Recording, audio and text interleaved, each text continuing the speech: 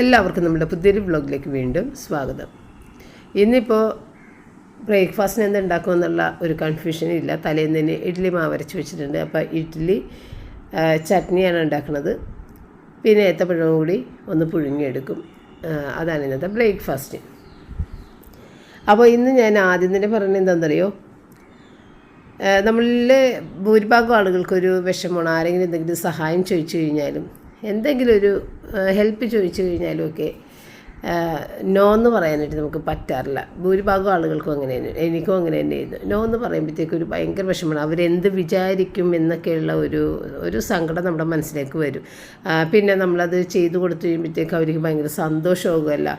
അതേ പിന്നെ എങ്ങനെയാണെന്നെങ്കിലും ചെയ്ത് കൊടുക്കാം എന്നെല്ലാം നമ്മൾ മനസ്സിൽ വിചാരിക്കും. ചെയ്ത് കൊടുക്കേണ്ട ബാധ്യതയുള്ളവർക്ക് തീർച്ചയായും കൊടുത്തേ മതിയാവുള്ളൂ. ഞാൻ ഉദ്ദേശിക്കുന്നത് വല്ലയിടത്തും വെച്ച് വല്ലപ്പോഴും കണ്ട് അബദ്ധത്തിൽ ചിരിച്ചു പോകുന്ന ചില ബന്ധങ്ങളൊക്കെ ഉണ്ട്. അങ്ങനെയുള്ള ആളുകളൊക്കെ ആണെന്നുണ്ടെങ്കിൽ നമ്മൾ ആ സമയത്ത് അയ്യോ എങ്ങനെ നോന്ന് പറയും എന്ന് വിചാരിച്ചാൽ ഞാൻ നോക്കട്ടെ തരാം എന്ന് പറഞ്ഞു പോയാൽ അവിടെ വെച്ച് നമ്മളുടെ സമാധാനം പോയെന്ന് മനസ്സിലാക്കുക. നേരെ മറിച്ച് നോ എന്നാണ് പറയുന്നതെങ്കിൽ ആ നോ പറയാനുള്ള ആ ഒരു വിഷമമുണ്ടല്ല, അതെങ്ങനെയെങ്കിലും നമ്മളതിനെ ഒന്ന് ശീലിപ്പിച്ചെടുക്കണം. നോ എന്ന് പറയാൻ ശീലിപ്പിച്ചെടുക്കണം. ആ ഒരു നോ അങ്ങോട്ട് പറഞ്ഞു കഴിഞ്ഞാൽ അവിടെ വെച്ച് നമ്മൾ സേഫായി, നമുക്ക് പ്രശ്നമില്ല, തലവേദനയില്ല. മറ്റേത് യെസ് എന്ന് പറയുമ്പോൾ അവർക്ക് സന്തോഷമായി, നമ്മൾക്ക് അവിടെ തലവേദന തുടങ്ങുന്നു എന്ന് ഒന്ന് ചിന്തിച്ചിട്ടും മാത്രം കയറി ആളുകൾ ഒരു പരിചയമില്ലാത്ത ആളുകളൊക്കെ വന്ന് എന്തെങ്കിലുമൊക്കെ ഒന്ന് ആവശ്യപ്പെടുമ്പോൾ യെസ് പറയുന്ന ആളുകൾ ഒരുപാടുണ്ട്. അപ്പോൾ അങ്ങനെയുള്ള ആളുകൾക്ക് വേണ്ടിയിട്ടാണ് ഞാനിത് പറയുന്നത്. നോ പറയാൻ ശീലിക്കുക. അതുകൊണ്ട് നമുക്ക് ദോഷം മാത്രമേ ഉള്ളൂ. കാരണം അവരിത് മേടിച്ച് നമ്മുടെ സഹായവും സ്വീകരിച്ച് പോയിട്ട് അത് അവർ പലരോടും ചെന്ന് പറയുകയും ചെയ്യും. അപ്പോൾ ഒരു പരിചയമൊന്നുമില്ല എങ്കിൽ തന്നെയും കൊടുത്തല്ല. എന്നാൽ പിന്നെ നമ്മളും ഒന്ന് ചിരിച്ച് കാണിച്ചിട്ട് എന്തെങ്കിലും ഒന്ന് ചോദിക്കാം, നമുക്കും സഹായം കിട്ടുമായിരിക്കും. അങ്ങനെ വിചാരിക്കുന്ന ഒരുപാട് ആളുകളുണ്ട്. നമ്മൾക്കറിയാൻ പാടില്ല, ഈ സോഷ്യൽ എഞ്ചിനീയറിംഗ് എന്ന് പറയുന്ന ഒരു സംഭവം നമ്മളുടെ സമൂഹത്തിൽ ഒരുപാട് നടക്കുന്നുണ്ട്. അത് നമ്മൾ അറിയുന്നില്ല. നമ്മളിപ്പോൾ ഒരു ട്രെയിനിൽ യാത്ര ചെയ്യുമ്പോഴും ബസ്സിൽ യാത്ര ചെയ്യുമ്പോഴൊക്കെ ചിലപ്പോൾ നമ്മുടെ കൂടെ ഇരിക്കുന്ന ആളുകൾ അങ്ങനെ വിശേഷങ്ങളൊക്കെ ചോദിക്കുമ്പോൾ ഒരു കാര്യങ്ങളും തുറന്ന് പറയരുത്. നിങ്ങൾ എന്ത് ചെയ്യുന്നു, മക്കൾ സുഖമായിട്ടിരിക്കുന്ന എന്തൊക്കെ എവിടെയൊക്കെ എന്നൊക്കെ ഇങ്ങനെ ചോദിക്കും. നമ്മളൊന്നും പറയരുത്. ഇവിടെ റോജറാണ് എന്നത് പഠിപ്പിച്ചു തന്നത്. റോജർ പറഞ്ഞു, മമ്മി പുറത്തൊക്കെ പോകുമ്പോഴത്തേക്ക് ഒരു പരിചയമില്ലാത്ത ആളുകളുടെ അടുത്ത് അവർ ഒരു സ്നേഹ സംഭാഷണത്തിൽ ഇപ്പോൾ ഈ ബസ്സിലേക്ക് ഇരിക്കുന്ന അങ്ങനെയൊക്കെ ട്രാവൽ ചെയ്യുന്ന സമയത്തൊക്കെ ചുമ്മാ ഇരിക്കുമ്പോഴത്തേക്ക് എന്തെങ്കിലും ഒന്നൊക്കെ ചോദിക്കില്ലേ, ആരോടും ഉള്ള കാര്യങ്ങളൊന്നും പറയാൻ നിൽക്കല്ലേ. അതിൽ നിന്നൊക്കെ തന്നെ നമ്മളുടെ കാര്യങ്ങളൊക്കെ തിരിച്ചറിഞ്ഞ് നമുക്ക് വേറെ പല പണികളും പുറകെ വരും. മമ്മി അപ്പോൾ സൂക്ഷിച്ച് കൈകാര്യം ചെയ്യുക എന്നൊക്കെ റോജർ ഇതൊക്കെ എനിക്ക് പറഞ്ഞു തരും കേട്ടോ. അപ്പോൾ അതൊക്കെ തന്നെയാണ് ഞാൻ നിങ്ങളുടെ അടുത്തും ഷെയർ ചെയ്ത് തരണത് കേട്ടോ. അപ്പോൾ ഇതിൻ്റെ ഇടയിൽ ഞാൻ രാവിലെ തന്നെയില്ലേ ഏത്തപ്പഴം പുഴുങ്ങി അത് വെച്ചതിന് ശേഷമാണ് പോയിട്ട് വീഡിയോ ഒക്കെ വോയിസ് ഓവർ കൊടുത്തത്.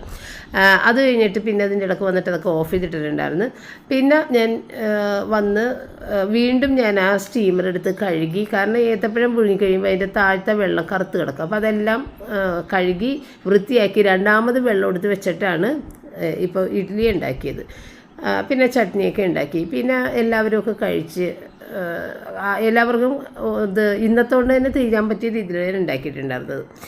കൂടുതൽ കിടന്നു കഴിഞ്ഞാൽ ഞാൻ തന്നെ ഉച്ചക്കും കൂടി കഴിക്കേണ്ടി വരും. അപ്പോൾ അതുകൊണ്ട് അത്യാവശ്യം എല്ലാവർക്കും എത്തുന്ന രീതിയിൽ ഞാൻ ഉണ്ടാക്കി എല്ലാം കഴിഞ്ഞ് ബാക്കിയൊന്നും ഉണ്ടായിരുന്നില്ല. അപ്പോൾ ഇന്നിപ്പോൾ റയനും ഇത്തിരി കഴിച്ചിട്ടുണ്ടായിരുന്നു. റയൻ പറഞ്ഞിട്ടുണ്ട് ഇനി ഞാൻ ബ്രേക്ക്ഫാസ്റ്റ് കഴിച്ചോളാം എന്നിപ്പോൾ പറഞ്ഞിട്ടുണ്ട് ആൾ. റോജർ കുറേ അധികം ഉപദേശിച്ച് കൊടുത്ത്. റോജറിൻ്റെ കൂടെ വർക്ക് ചെയ്യുന്ന ഒരാൾ ഇതുപോലെ ബ്രേക്ക്ഫാസ്റ്റ് കഴിക്കാതെ വർഷങ്ങൾ 1-2 വർഷമൊക്കെ എന്തോ ആയിക്കഴിഞ്ഞപ്പോഴത്തേക്കും വലിയൊരു രോഗാവസ്ഥയിലേക്ക് അതൊക്കെ നേരിട്ട് കണ്ട കാര്യങ്ങളാണ്. അതുകൊണ്ട് അതൊക്കെ പറഞ്ഞു കൊടുത്തു കഴിഞ്ഞപ്പോഴാണെന്ന് തോന്നുന്നുണ്ട്. അതൊക്കെ അവനും അറിയാവുന്ന കാര്യങ്ങളൊക്കെയാണ്. എങ്കിൽ തന്നെയും ഇപ്പം ഞാൻ ഡെയിലി ബ്രേക്ക്ഫാസ്റ്റ് കഴിച്ചോളാം മമ്മിയെന്ന് പറഞ്ഞിട്ടുണ്ട്. അങ്ങനെ അപ്പോൾ ഞാൻ അങ്ങനെ എല്ലാവരും കഴിച്ച്. പിന്നെ ഇന്ന് സ്പെഷ്യലായിട്ടുള്ളൊരു കറിയാണ് ഞാൻ വെക്കുന്നത് കേട്ടോ. എപ്പോഴും എൻ്റെ അമ്മയൊക്കെ വെക്കുന്ന ഒരു കറിയാണ്. പക്ഷേ ഇന്ന് വരെയും ഞാനായിട്ട് ഇത് വെച്ചിട്ടേ ഇല്ല. പണ്ടൊക്കെ അമ്മയൊക്കെ വെച്ച് തരുമ്പോൾ കഴിക്കുന്നതല്ലാതെ ഞാനായിട്ട് ഇതൊരിക്കലും വെച്ചിട്ടില്ല. ഈ 31 വർഷത്തെ വിവാഹ ജീവിതത്തിൻ്റെ ഇടയ്ക്ക് ഞാനിത് ഇന്ന് വരെ വെച്ചിട്ടില്ല. ആദ്യമായിട്ടാണ് വെക്കണം. അന്ന് എനിക്ക് ഈ കറിയുടെ കാര്യമൊക്കെ അറിയാം, പക്ഷെ എനിക്ക് അങ്ങനെ വെക്കാൻ തോന്നിയിട്ടില്ല. അപ്പോൾ കഴിഞ്ഞ ദിവസങ്ങളിലൊക്കെ ഞാൻ തേങ്ങ അരച്ച വെച്ച് കഴിയുമ്പോഴത്തേക്കും ഇങ്ങനെ കമൻസിലുണ്ടായിരുന്നു. അതിനെ കൂടി ഇങ്ങനെ മുരിങ്ങാക്കോല് പച്ചമാങ്ങയൊക്കെ ഇട്ടിട്ട് വെച്ച് കഴിഞ്ഞാൽ നല്ല ടേസ്റ്റാണെന്നൊക്കെ സംഭവം എനിക്കറിയാം. അപ്പോൾ ഏതായാലും ചക്ക മേടിച്ച സ്ഥിതിക്ക് ചക്കക്കുരു കിട്ടിയിട്ടുണ്ട്, അത് ഞാൻ കഴുകി ഉണക്കി വെച്ചിട്ടുണ്ട്. അപ്പോൾ ഇന്ന് എന്ത് തന്നെ ആയാലും ആ ഒരു കറി വെക്കണം. എനിക്കും ഭയങ്കര ഇഷ്ടമുണ്ട് അത് കഴിക്കാനായിട്ട്, എങ്കിലും ഇതുവരെ എന്തോ വെക്കാൻ സാധിച്ചിട്ടില്ല. അപ്പോൾ അതിൻ്റെ ആ ഒരു കറിക്ക് വേണ്ട സാധനങ്ങളൊക്കെ ഞാൻ പപ്പനോട് പറഞ്ഞു വിട്ടിട്ടുണ്ട്. ഇത് ചക്കക്കുരു മാത്രമല്ല ഇവിടെ ഉള്ളൂ, പച്ചമാങ്ങയും വേണം, മുരിങ്ങാക്കോലും വേണം. അപ്പോൾ അതൊക്കെ പപ്പയുടെ അടുത്ത് പറഞ്ഞു വിട്ടിട്ടുണ്ട്. അപ്പോൾ ഈ സാധനങ്ങൾ കൊണ്ടുവരുന്ന നേരത്ത് ഞാൻ ഇത്തിരി ചേന കുറച്ചധികം ദിവസം ഇട്ടിരിക്കുന്നതാണ്. അപ്പോൾ ആ ചേന ഒന്ന് ചെത്തി എടുത്ത് അത് ചെമ്മിനിട്ടിട്ട് ഉലത്താന്ന് വെച്ച് നല്ല ടേസ്റ്റാണ് ചെമ്മിനിട്ടിട്ട് പച്ചക്കറികൾ ഉലത്തിയെടുക്കുമ്പോൾ, അതായത് മെഴുക്ക് പുരട്ടി എന്ന് പറഞ്ഞ പോലത്തെ ഒരിത്. അപ്പോൾ ചേനയൊക്കെ കട്ട് ചെയ്ത് എടുത്ത് ഇനിയിപ്പോൾ ഇത്തിരി സവാളയൊക്കെ ഒന്ന് മൂപ്പിച്ച് അതിനകത്തേക്ക് മുളക് പൊടി മഞ്ഞൾപ്പൊടി ഇട്ട് ചെമ്മീനും ഇട്ട് ചേന ഇട്ട് ഉപ്പിട്ടിട്ട് മൂടി വെച്ച് വേവിക്കുക, അത്രയേ ഉള്ളൂ. പിന്നെ ചേനയുടെ വേവൊന്നും എനിക്ക് വലിയ പിടുത്തമില്ലാത്തതുകൊണ്ട് ഇനി കുക്കറിൽ വെച്ച് വെന്ത് കലങ്ങി പോകുമോ എന്നൊരു പേടിയുണ്ട്. ചട്ടിയിൽ തന്നെ വെച്ച് അത്യാവശ്യം വേകുന്ന ചേന തന്നെ ആയിരുന്നു കേട്ടോ, വെന്ത് കിട്ടിയിട്ടുണ്ടായിരുന്നു. പിന്നെ ചക്കക്കുരു എല്ലാം ഞാൻ പെട്ടെന്ന് തന്നെ എല്ലാം എടുത്തില്ല, ഒരു 5-8 ബാക്കിയുണ്ട്. എല്ലാം കൂടി ഇട്ട് കഴിഞ്ഞാൽ ഇനിയിപ്പോൾ ഒന്നാമത് ചക്കക്കുരു ഭയങ്കര ഗ്യാസുള്ള സംഭവമാണ്. എനിക്കും ചക്കക്കുരു കഴിക്കണത് എനിക്കത്ര ഒരു കഴിക്കാൻ ഇഷ്ടമാണെങ്കിൽ അത് കഴിച്ചു കഴിഞ്ഞാൽ നെഞ്ചുവേന മുതുകുവേന അങ്ങനെയൊക്കെ വരും. അപ്പോൾ അതുകൊണ്ട് അധികം എടുത്തില്ല, എങ്കിലും കഴിക്കാനുള്ളൊരു ഭയങ്കര ഒരു ആഗ്രഹം കൊണ്ട്. നേരത്തെ ചക്കക്കുരുവിടെ കളയുകയാണ് ചെയ്യണത്, ഭയങ്കര ഗ്യാസായിരുന്നു അത് കഴിക്കുമ്പോഴത്തേക്ക്, അതുകൊണ്ട് എടുക്കില്ല, കളയും. ഇപ്പം ഒന്ന് കുറേ നാളായി കഴിച്ചിട്ട്, അപ്പോൾ ചിലപ്പോൾ ആ ഒരിത് മാറിയിട്ടുണ്ടാകുമെന്ന് വിചാരിച്ചിട്ടാണ്. വേറെ കുഴപ്പങ്ങളൊന്നും ഉണ്ടായിരുന്നില്ല കഴിച്ചിട്ട് കേട്ടോ, വേറെ ഗ്യാസൊന്നും ഉണ്ടാകുന്നില്ല. അപ്പോൾ ചക്കക്കുരു ആദ്യം വേവിക്കാൻ വെച്ച് ഇത്തിരി ഉപ്പും മഞ്ഞളും മുളക് പൊടിയും കൂടി ചേർത്തിട്ട് വേവിക്കാൻ വെച്ചിട്ടുണ്ട്. അപ്പോഴേക്കും പപ്പത്തെ സാധനങ്ങളൊക്കെ മേടിച്ചിട്ട് വന്നു. അപ്പോൾ ഞാൻ തിരക്കായതുകൊണ്ട് അതൊക്കെ അപ്പുറത്ത് തന്നെ വെച്ചോ എന്ന് ഞാൻ പറഞ്ഞു പപ്പയുടെ അടുത്ത്. സാധനങ്ങൾ അപ്പുറത്ത് ഡൈനിങ് ടേബിളിൽ വെച്ചോ, ഇവിടെ ഇത്തിരി സൗകര്യക്കുറവുണ്ട്. അതിനകത്ത് നിന്ന് ഞാൻ മുരിങ്ങാക്കോലും പച്ചമാങ്ങയും മാത്രം ഇങ്ങോട്ട് എടുത്തുകൊണ്ട് വന്നതാണ് കേട്ടോ. ബാക്കി സാധനങ്ങൾ പപ്പ ഡൈനിങ് ടേബിളിൽ കൊണ്ടുവന്ന് വെച്ചിട്ടുണ്ട്.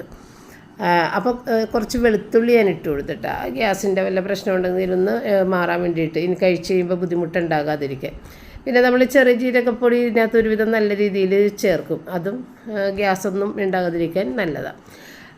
പിന്നെ പച്ചമുളകും ഇട്ട് കൊടുത്തിട്ടാ, അതിട്ട് വേവിക്കുന്ന സമയത്ത് നമ്മൾ മുരിങ്ങാക്കോലും ഇതെല്ലാം ക്ലീൻ ചെയ്ത് അതും എടുത്ത് വെച്ചിട്ടുണ്ട്, കഴുകിയൊക്കെ വൃത്തിയാക്കി വെച്ചിട്ടുണ്ട്. മാങ്ങ ഇനിയിപ്പോൾ അതിനകത്തേക്കുള്ള തേങ്ങരപ്പിന് വേണ്ടിയിട്ട് ചെറിയ ജീരകത്തിൻ്റെ പൊടിയും മഞ്ഞൾപ്പൊടി മാത്രമാണ് ചേർക്കണം. നമ്മൾ വെളുത്തുള്ളി നല്ല രീതിയിൽ കറിയിലിട്ട് വേവിക്കുന്നുണ്ട്, അല്ലെന്നുണ്ടെങ്കിൽ ഇതിനകത്ത് അരക്കണമെങ്കിൽ വെളുത്തുള്ളി വളരെ കുറച്ച് അരക്കുള്ളൂ. അതുകൊണ്ടാണ് ഞാൻ നേരിട്ടിട്ട് വേവിച്ച് എടുത്തത് കേട്ടോ. അപ്പോൾ അത് വേകുന്ന നേരം കൊണ്ട് നമുക്കൊന്ന് കടുക് വറുത്ത് ഇതിനകത്തേക്ക് ഇടാനുള്ള ഉള്ളിയൊക്കെ ഒന്ന് മൂപ്പിച്ചെടുക്കാമെന്ന് വിചാരിച്ച്. അപ്പോൾ കടുകും ഇത്തിരി ഉലുവയും കൂടി ഇട്ടിട്ടുണ്ട്. പിന്നെ ചെറിയ ഉള്ളിയും വറ്റൻമുളകും വേപ്പിലയും കൂടിയിട്ട് അതും കൂടി ഒന്ന് മൂപ്പിച്ചെടുക്കുന്നുണ്ട് കേട്ടോ. അപ്പോൾ ചക്കക്കുരു ഒരുവിധം വെന്തിട്ട് മാത്രം മറ്റത് ചേർക്കാൻ പാടുള്ളൂ എന്ന് ആണ് ഞാൻ മനസ്സിലാക്കിയത്. പക്ഷേ ഇത് ഇത്രയും കൂടി വേകുന്നതിന് മുൻപ് തന്നെ ഇത് ചേർക്കേണ്ടിയിരുന്നെന്ന് എനിക്ക് തോന്നി. കാരണം ഇതിൻ്റെ വേഗം കൂടി ആയപ്പോഴത്തേക്കും ചക്കക്കുരു ഒരുവിധം ഭയങ്കര സോഫ്റ്റായിട്ട് വെന്ത് അങ്ങോട്ട് പോയിട്ടാണ്. ഈ ചക്കക്കുരു ആണെങ്കിൽ പെട്ടെന്ന് വേകുന്ന ചക്കക്കുരു ആയിരുന്നു. അപ്പോൾ അതേ മുരിങ്ങാക്കോലും അതിൻ്റെ ഒപ്പം തന്നെ ചെമ്മീൻ, ചിലവർ ചെമ്മീൻ ഇടാതെ വെക്കും, ഞങ്ങൾ ചെമ്മീനും കൂടി ഇടും. അപ്പോൾ എല്ലാം ഒന്നിച്ച് കിട്ടിയതുകൊണ്ടാണ് ഞാൻ ഈ കറി വെച്ചത്. ചില സമയത്ത് നമുക്ക് ചെമ്മീൻ ഉണ്ടാവില്ല വിചാരിക്കുമ്പോൾ ഇതിപ്പോൾ ചെമ്മീനുണ്ട്. പിന്നെ ചക്കക്കുരുവാണ് ഒരിക്കലും കിട്ടാതെ പോകുന്ന ഒരു സാധനം. അപ്പോൾ ഏതായാലും മുരിങ്ങാക്കോലും പച്ചമാങ്ങയൊക്കെ ഈസിയായിട്ട് കിട്ടണതല്ലേ. അപ്പോൾ അങ്ങനെ അതെല്ലാം കൂടി ഇട്ടിട്ടാണ് വേവിക്കണം. നല്ലൊരു ടേസ്റ്റുള്ള കറിയാണ്, ഇതിൻ്റെ ടേസ്റ്റ് പറയാതിരിക്കാൻ പറ്റില്ല, അത്രയും ടേസ്റ്റാണ് ഈ സംഭവം. ഇനിയിപ്പോൾ അതൊക്കെ വെന്ത സ്ഥിതിക്ക് ഇനി നമുക്ക് തേങ്ങാക്കൂട്ട് കൂടി അങ്ങോട്ട് ഇട്ട് കൊടുത്തിട്ടുണ്ടെന്നുണ്ടെങ്കിൽ അതൊന്ന് തിളച്ച് വരുമ്പോഴത്തേക്കും വറുത്ത ആ ഒരു ചെറിയ ഉള്ളിയും കടുക് പൊട്ടിച്ചതൊക്കെ കൂടി ഇതിനകത്തേക്ക് ഇട്ട് കൊടുക്കുക കേട്ടോ. ഇതിൻ്റെ ടേസ്റ്റ് പറഞ്ഞറിയിക്കാൻ പറ്റാത്ത ടേസ്റ്റാണ്, അത്രയും ടേസ്റ്റാണ്. അത് എല്ലാവർക്കും ഇഷ്ടപ്പെടാമെന്ന് എനിക്കറിയില്ല. ഇതുപോലെ തേങ്ങാരപ്പൊക്കെ ഇട്ട് കറി വെച്ച് ഇഷ്ടപ്പെടുന്ന ആളുകൾക്ക്. ഇപ്പോൾ ഈ ചക്കപ്പുഴുക്കെന്നൊക്കെ പറയില്ലേ, അതൊന്നും നമ്മൾ കണ്ടിട്ട് പോലുമില്ല സത്യത്തിൽ. ഒരു പച്ചച്ചക്ക ഇന്ന് വരെ ഞാൻ കണ്ടിട്ടില്ല, നമുക്കതൊന്നും കിട്ടൂല ഇവിടെ. നമ്മൾ പഴുത്ത ചക്ക ഇങ്ങനെ കുറച്ച് ഇങ്ങനെ ഒരു പീസായിട്ടൊക്കെ ഇല്ലേ, അങ്ങനെയൊക്കെ മേടിച്ച്. പിന്നെ നമ്മൾ പുറത്തേക്കൊക്കെ ഇപ്പോൾ കോട്ടയത്തൊക്കെ ഞങ്ങൾ ഇടയ്ക്ക് പോകുന്ന ആ ഒരു സമയത്ത് വഴിയരികിലൊക്കെ ഒരുപാട് ചക്ക വെച്ച് വിൽക്കണതാണ്, ഒട്ടും തന്നെ വിലയില്ല. അങ്ങനെയൊക്കെ നമ്മൾ 2-3 ചക്കയൊക്കെ അവിടെ നിന്നൊക്കെ മേടിച്ചിട്ട് വരും. അല്ലാതെ നമ്മളുടെ ഇവിടെയൊക്കെ ചക്കക്കൊക്കെ ഭയങ്കര വിലയാണ്. അതുപോലെ ഇവിടെ ആരും അങ്ങനെ കഴിക്കുകയില്ല, നമ്മളുടെ വീട്ടിലൊന്നും ആരും അങ്ങനെ ചക്കയൊന്നും കഴിക്കില്ല. ഇവിടെ പപ്പ മാത്രമാണ് ഈ ചക്ക ലവർ, അത് പഴുത്ത ചക്ക കഴിക്കുന്ന അതാണ് ഇഷ്ടം കേട്ടോ.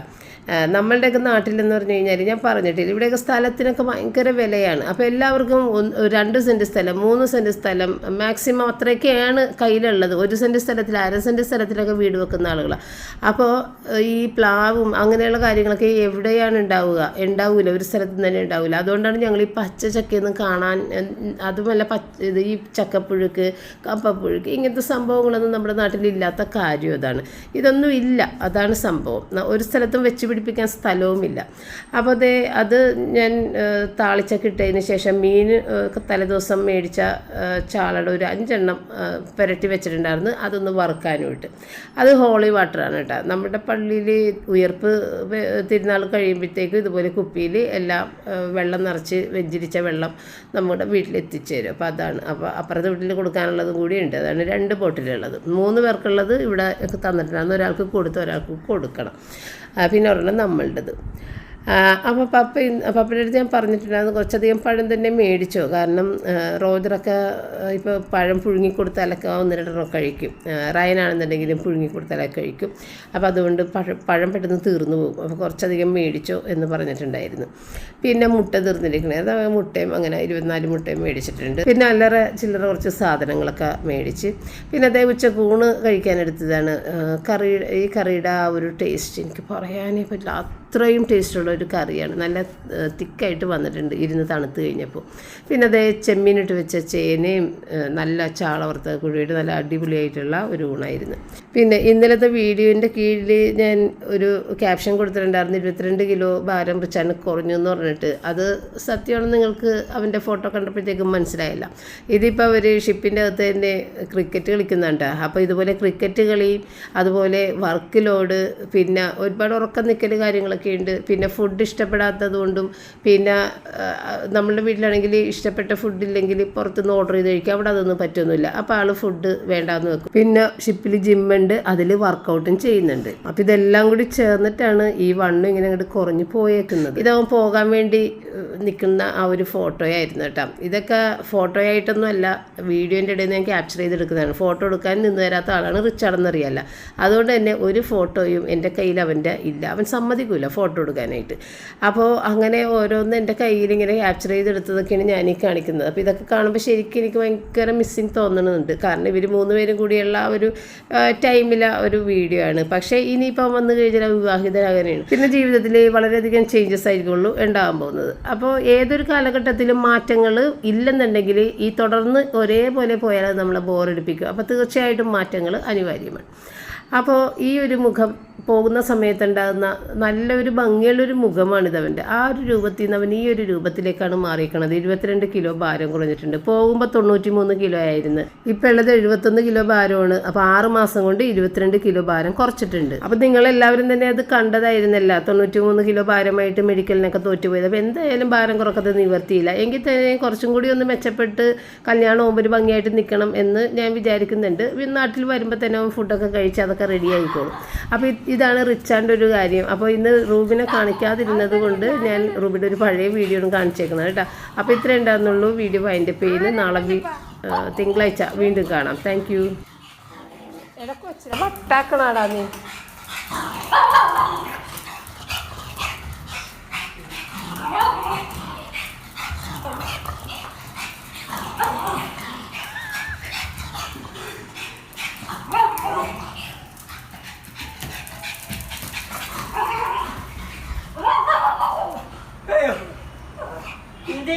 അതിശങ്കറിയാണ്. എന്താണ് പറഞ്ഞ എന്താണ് കൊള്ളട്ടട ഇത് ഫോൺ പിടിക്കാൻ എന്ത് പൊന്നിപ്പ സെറ്റ് എന്ത് ചെയ്തമ്മ? എടാ നീ ധൈര്യം ഉണ്ടെങ്കിൽ ഇവിടെ വന്നോന്നാണ് കൊച്ചു പറയണത്. നീ ധൈര്യം ഉണ്ടെങ്കിൽ ഇവിടെ വന്നോന്നാ കൊച്ചു പറയണത്. കൊട കൊണ്ട് മറച്ചോ കൊച്ചിന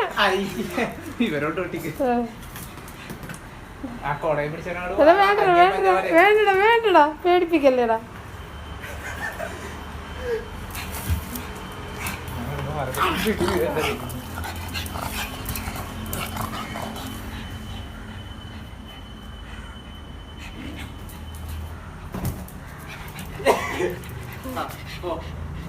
പേടിച്ചോ അല്ലേ?